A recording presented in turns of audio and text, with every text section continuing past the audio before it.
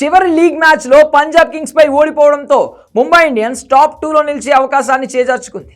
8 విజయాలు 6 ఓటములతో 16 పాయింట్లతో లీగ్ స్టేజ్ను 4వ స్థానంతో ముగించింది.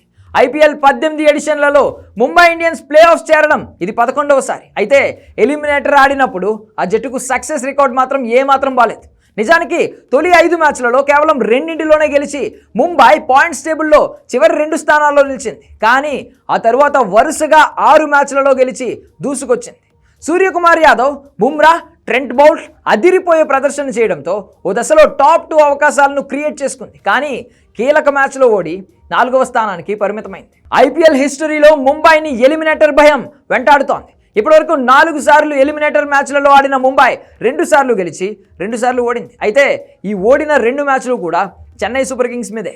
ఈ ఏడాది ప్లే ఆఫ్స్లోకి CSK అడుగు పెట్టకపోవడం ముంబైకి శుభసూచకమే అయినప్పటికీ ఎలిమినేటర్కి వెళ్ళిన తర్వాత ముంబై ట్రోఫీని అందుకుందే లేదు.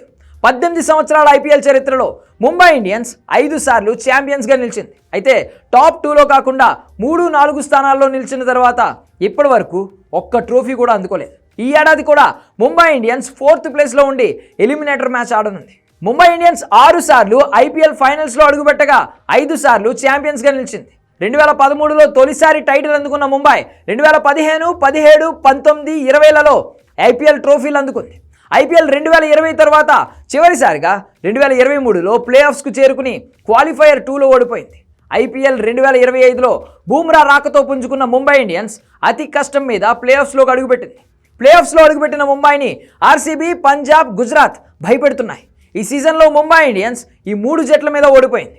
గుజరాత్ టైటాన్స్పై 2 సార్లు ఓడిన ముంబై పంజాబ్, RCB చేతుల్లో ఒక్కొక్కసారి ఓటమి పాలైంది.